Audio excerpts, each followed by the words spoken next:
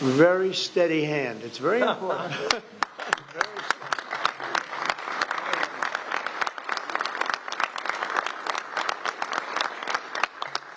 Only a steady hand can sign like that, right? Absolutely. Right? I've been told that, actually. And here's number 3, and it all goes into effect. Everything I said goes into effect. Lower prices, better cars, and choice. Sense. You can say choice. We have choice for education, and you have choice for cars now, right? Common sense is right. You're right. Common sense is right.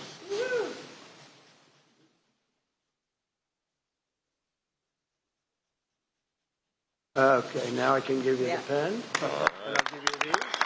Shall I?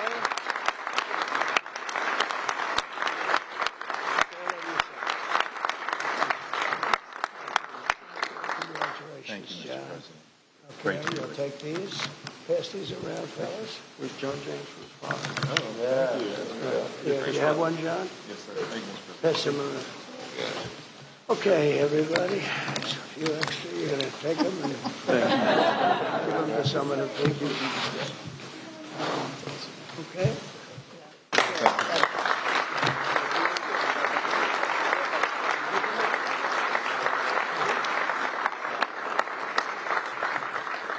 Go ahead, please.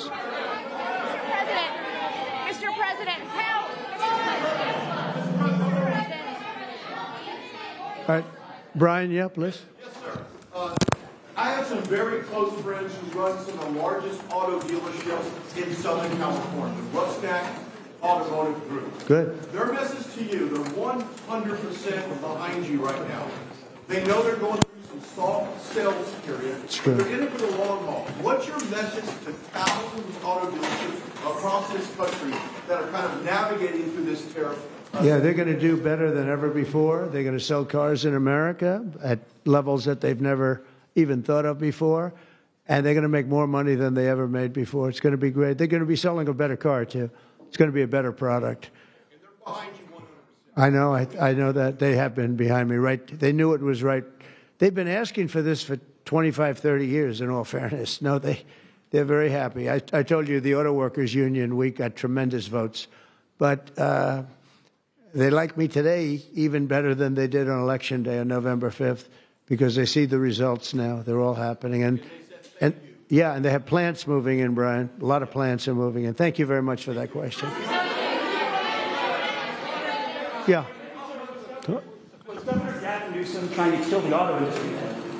Oh, he was killing the auto industry. I don't think he knew it. I think he's a guy who he's just got a faulty thought process. You look at that train. The train is the most. I've seen people, stupid people with cost overruns for years. I've watched where something would cost twice as much or 3 times, but this thing is costing 20 times more. It's the most incredible disaster I've ever seen. That's one. The cars are just as bad. Everything's bad. And now you have this situation.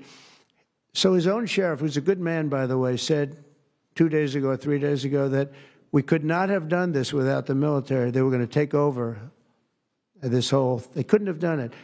Now today they got him to change his tune. He said, oh, I think we could have handled it. You know, it's so sad. He was so honest. I was using his quote all over the place, and they got him to change. But he knows. Los Angeles would be right now burning to the ground, just like the houses burned to the ground. It's so sad what's going on in Los Angeles. Think of it. They had a fire that should have never had because they should have listened to me in the water. Eventually, we broke in and we had the water come down from the Pacific Northwest. I could show you pictures now with the half pipes, the big half pipes coming all the way down California. Water, so much water. They don't have any droughts. They don't have any. They have so much water. They sent it all out to the Pacific Ocean for 20 years. So ridiculous. And we got them to take it now. But what they do and what they're doing, this is a big problem. And what they really want to do is keep criminals because they're trying to protect criminals. Sanctuary cities are a disaster in this country. And most of the voters don't want them. Politicians like them for whatever reason, but I think the politicians are wrong. That's why we won in such a convincing fashion. We won all 7 swing states. We won by millions of votes. We won 2,000 750 districts as opposed to 505. That's why when you look at the map, it's almost all red. It's got two little blue stripes on each side of it. It's almost all red. But now you have to, I always got along with Gavin. I like Gavin. I've liked him always. He said I never called him. You know, they asked him a question on Fox, I guess. I never spoke to him. He doesn't remember the call. He doesn't remember. I never spoke. And then I produced a phone call. I had it. It took me about 2 minutes. I said, well, here's the call. It lasted 16 minutes and 4 seconds. And it was at 12:30 in the evening. I actually made a call, didn't pick up. I called him a second time, and he picked up. And I told him, I said, you have to get your ass in gear because you're going to have a problem there. And he would have. If we didn't bring the military in, you would have right now something. And I went through it because I follow the rules 100%. And I watched in Minnesota where you have the man who ran for vice president of the United States. Fortunately, he was a disaster. But he wouldn't call in the National Guard. And I eventually called in the National Guard, but it was seven days late. I said, I'll never do that again. I'm never going to, if I see problems brewing, if they're not going to do the problem, I'm not going to wait 2 weeks. Because that city, Minneapolis, burned down. If you remember the CNN anchor, he was standing there saying, yes, this is a peaceful rally. And behind him, the entire city was on fire. Looked like World War II. And I appreciate the question. Please. Sir, Mr. President, thank you very much for taking. Thank you. Two questions, if I may, sir.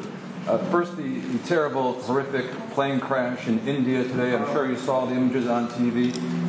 Your reaction to that first, and will you speak to Prime Minister Modi?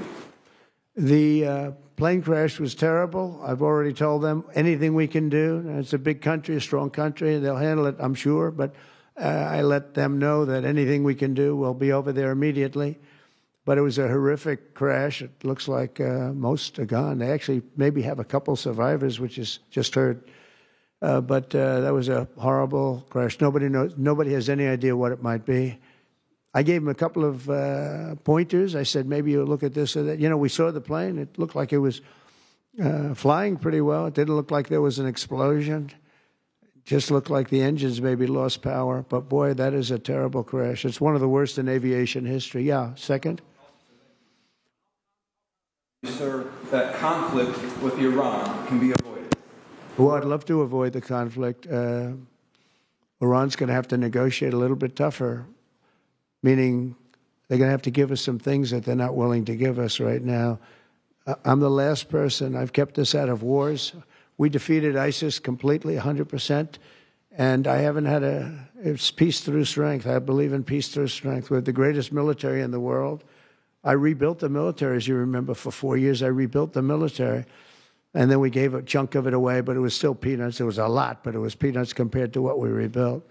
Gave it to Afghanistan, one of the most embarrassing moments in the history of our country with the whole withdrawal, the way they withdrew was very embarrassing. But we rebuilt the military. We have the greatest, strongest military. We defeated ISIS.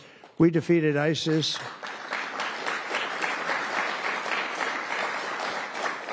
We defeated ISIS in 4 weeks. It was told to be 5 years. It was going to take 5 years, anywhere from 4 to 5 years.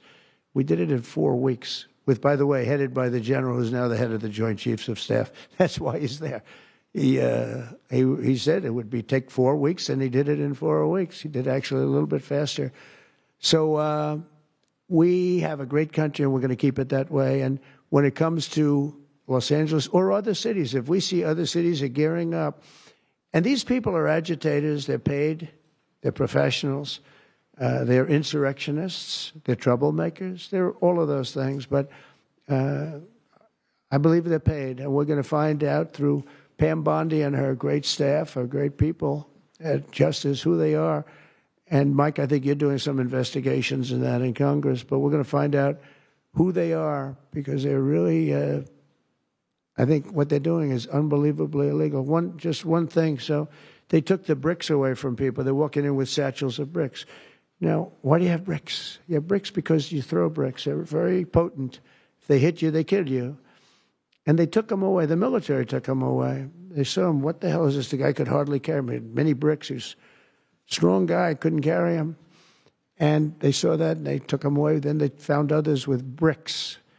But they're ingenious. They also brought hammers along, very heavy hammers. And I saw them pounding the curb and pounding the sidewalk.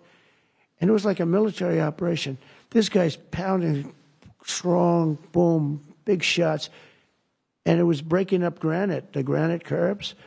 And the granite was breaking up and the concrete was breaking up. And there was lines of people standing there and they're handing him. And then he stopped handing him. They just went down and picked him up. It was so professional. I said, that's a professional organization. This is not like people at random. This guy's breaking up because they couldn't use the bricks.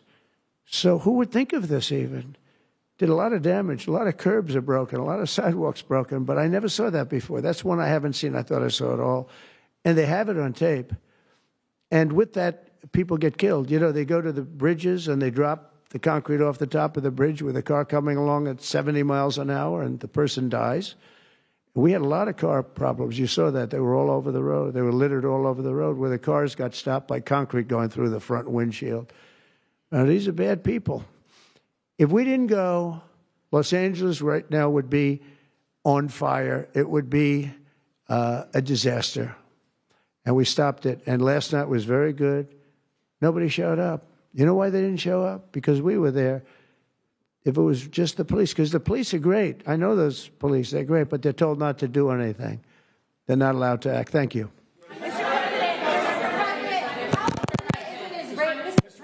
Mr.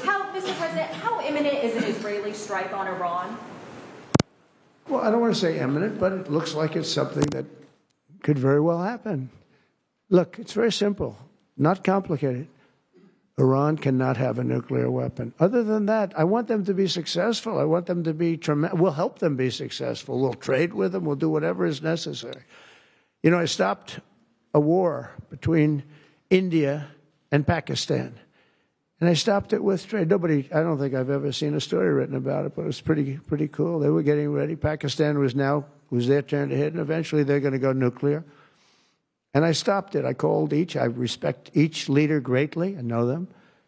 And I spoke to them, and I talked about trade. I said, but you're not trading with us if you're going to go to war, if you're going to start throwing nuclear weapons around. And I said it to both of them, and they were both unbelievable, actually. They understood it exactly. They stopped. I stopped that war with phone calls and trade. And India's here right now negotiating a trade deal, and Pakistan's coming, I think, next week.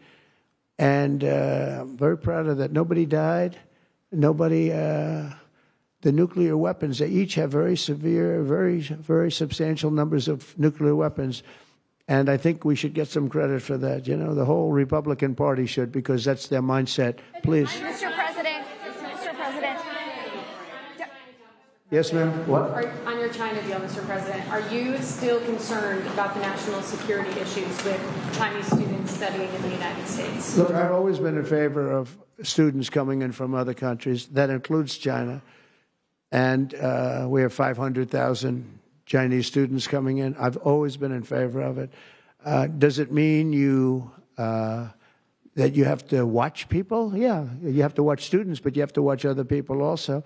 I've always been strongly in favor of it. I think it's a great thing. It's good for our schools. I think it's good for our country. I'm also in favor of having them stay. I've been in favor of letting them stay. If you get educated for 4 years, you're willing to get educated for 4 years. I like people being able to stay. You know, they have some great students. You have some, these are Republicans clapping, you know, because a lot of Republicans don't like that idea. I happen to like it. I'm a real Republican, believe it or not. But I like the idea. They go 4 years. To me, that's almost like, you know, just buying your way in a very legitimate way. And, you know, you have stories where Apple wants to hire somebody and they can't hire him because he can't stay. He went to a great school. He finished first in his class. They made him a big offer, and everything's done. But he has no idea whether or not he's going to be able to stay. And I'm all for making sure that people like that can go to work for all of our great companies. And you know what they do? They go back to their country, and there are stories that are all over the place. They go back to their company, and they start a company just like they were going to start here. They end up starting it in China or India or someplace else, and now they're among the richest people in the world. They've got thousands and thousands of employees that make it great. This is happening all the time because they're not allowed to stay. And I think we'll probably end up doing something about that, right? I think. Yeah, go ahead. Go ahead. You in the blue, please. Light blue. Thank you, Mr. President. How close are you to step back on between Ukraine and Russia? We see a very bad escalation. Are you going to leave it in the hands of the Europeans? I'm very close to the situation. I'm very disappointed in Russia, but I'm disappointed in Ukraine also because I think deals could have been made. And, you know, we're losing 5,000, 6,000 people a week, soldiers mostly, but also people living in towns because they're getting hit by missiles again. How'd you like to live in a building and you think a missile has a good chance of hitting your building during the evening? It's horrible. Must be horrible to live like that. But, I mean, we'll get it, but it's, I'm disappointed that it's not done. We did great with India and Pakistan. We did very good with Israel. I thought, look, October 7th was a disaster. People forget, you know, they like to forget. That was a horrible thing. But, you know, none of these things would have happened if I were president.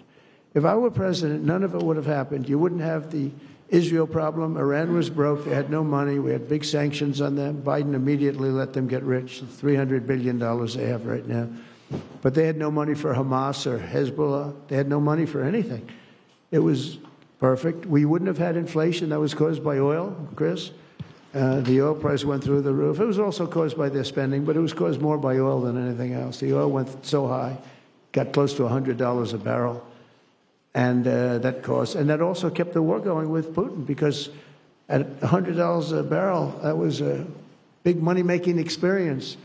But now it's down to where it's not so good for them anymore. No, it's very important to get that solved. That's a bloodbath. That's a terrible bloodbath that's going on. Yeah, please, go ahead. Following up your question, answer on India and Pakistan for stopping the war between them. India says that they cannot talk to Pakistan unless Pakistan takes actions against terrorists. We're going to get those two getting together, you know. I told them, India and Pakistan, they've had a long time rivalry over Kashmir. And I said, I can solve anything. I'll be your arbitrator. I will be your arbitrator. I can solve anything. And I started the first question, how long has it been going on? They said, 2,000 years. I said, oh, that's all right. Maybe I'll take it. Mr. President. When I heard 2,000 years, I said, maybe I'll have John Hess solve that problem. Mr. President, will you punish Israel for striking Iran? Peter? Thank you, President Trump. I have two. First, on immigration. What made you change your mind about targeting in California farmers and people in the hotel and leisure business? Well, we're not targeting. In fact, if you look today, I put out a statement today about farmers. Our farmers are being hurt badly by, you know, they have very good workers. They've worked for them for 20 years. They're not citizens, but they've turned out to be, you know, great. And we're going to have to do something about that. We can't take farmers and take all their people and send them back because they don't have maybe what they're supposed to have, maybe not.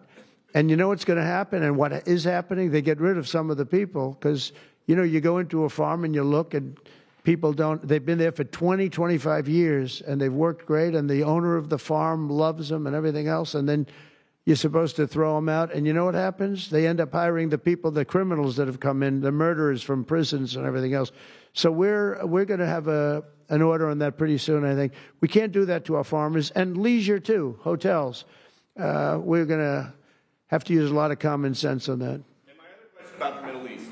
As the Israelis apparently gear up for some kind of an attack, a possible attack on Iran, are you trying to talk Netanyahu out of doing that? Or are you so against Iran having a nuclear weapon that you're okay, he does his thing because it is not an American war? Yeah, it's a very fair question. Look, I want to have an agreement with Iran.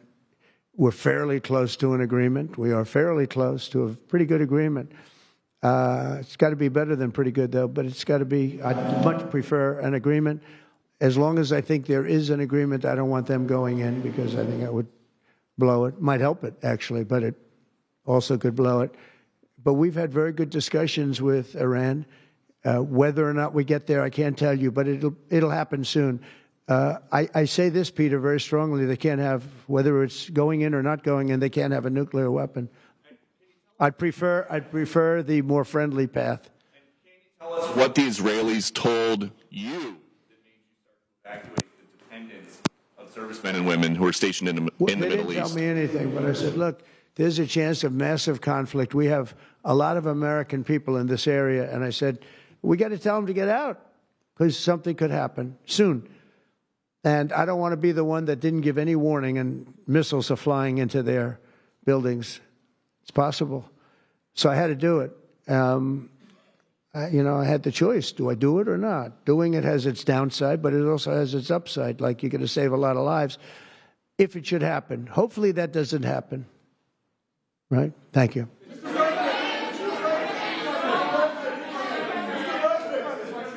Mr. President, for Americans that are coming to Washington on Saturday for military parade, It's going to be a great day. what would you like folks to take away from that day? What would you hope that they would remember? And also, Mr. President, our country is, and how strong our military is. We have the strongest military in the world. You know, it's very interesting. 3 weeks ago, it was the end of world anniversary, end of World War II, and I called France and Macron, who's a good man, I said, what are you doing? He goes, we're celebrating World War II, our victory. I said, your victory? Your victory. Tell me about that. And then I called somebody else, and I happened to speak to President Putin at the time. Now, in all fairness to him, he lost 51 million people, and he did fight. Russia fought. Sort of interesting, isn't it? He fought with us in World War II, and everybody hates him. And Germany and Japan, they're fine. You know, someday somebody will explain that, but I like Germany and Japan too. But Putin is a little confused by that, you know. He said, we lost 51 million people, and we were your ally, and now everybody hates Russia, and they love Germany and Japan. I said, let's explain that sometime, okay? But it's a strange world. But I will say this, look, I want them to go away saying how great our country is and how great our military is. And I was making all these calls. For some reason, I spoke to like 4 different places. Sir, are you celebrating? And I said, you know, we won World War II and World War I, right? We won them. And yet we're the only country that doesn't celebrate. Everybody's celebrating except us. And I said, we should celebrate too. There are several No Kings protests planned across the country on Saturday as well. What are your thoughts on those? What do they call? No Kings? No Kings. I don't feel like a king. I have to go through hell to get stuff approved. A king would say, I'm not going to get this. A king would have never had the California mandate to even be talking to him. He wouldn't have to call up Mike Johnson and Thune and say, fellas, you got to pull this off, and after years we get it done. No, we're not a king. We're not a king at all. Thank you very much. Go ahead. Yeah, go ahead. Sir, go ahead. Mr. President, sir, you made a lengthy posting today on Truth Social about Senator Rand Paul. Do you expect to see him at the picnic tonight, sir? I do. I look forward to seeing him, actually. I like him. He's the hardest vote in the history of the U.S. Senate to get. Probably won't get him. But he's a very tough vote. I mean, he's a very tough vote. He's always been a friend of mine. You know, I endorsed him and got him elected. I got him elected twice. But I don't think he understands how great this bill is. This is a great bill. No tax on tips, no tax on, you know, the Social Security payments. It's unbelievable what happens. No tax on overtime. You work overtime, no more tax. It's so, those are big, but they're minor compared to the big things. Taxes reduced. And let's look at the other side. If it doesn't get approved, a 68% tax increase, 68%, including the fact that the Trump tax cuts kick in. But it's a 68% tax increase and many other bad things. I don't even want to, some of them are so bad I don't even want to talk about them. I think it's one of the greatest bills we'll ever pass in this country. And I think that Leader Thune and this gentleman right here, what he's gone through on this with, you know, we started off with a majority of 1. Now I guess we have 7. So it's like easier, but it's really sort of 3. It's 7, but it really equates to 3, right? And we have great support. I mean, I can't tell you I can't guarantee, but when you have a majority of essentially 3, where you can't lose anything more than 3 votes, and you get it passed, it's pretty amazing. And I think it's going to haunt the Democrats because most of the bill is common sense. It's tax cuts, it's border wall funding, it's military funding properly spent. It's all things that are like common sense. They're all good. There's nothing tricky about it. It's basic stuff. And we don't intend on getting one, think of it, not one Democrat vote in the House. Mike, not one. Maybe somebody will come along. I don't know how they can run for office. So many different things. We're gonna very important, Medicare and Medicaid are going to be strengthened, not hurt. You know, they're using fake narrative. Oh, no, they're going to be strengthened. We're going to strengthen them. They're going to destroy them because under their policies, Medicare and Medicaid go away. Social Security under them is going to be devastated. With us, it's going to be kept, but much stronger than before. And very interestingly, I saw this and I proved it because for 4 years, I never hurt Medicare, Medicaid, or Social Security. I've already been there. But they're going to destroy Medicare, Medicaid, and Social Security. They're going to wipe them out, in my opinion, because their policies are so bad, the country will have no money to pay for them. We're going to make them stronger than ever before. Thank you very much, everybody.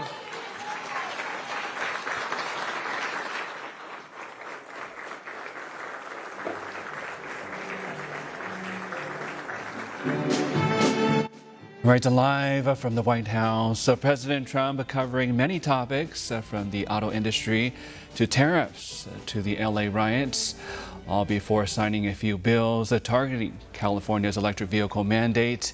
And for more on this, we go live now to the North Lawn to our chief.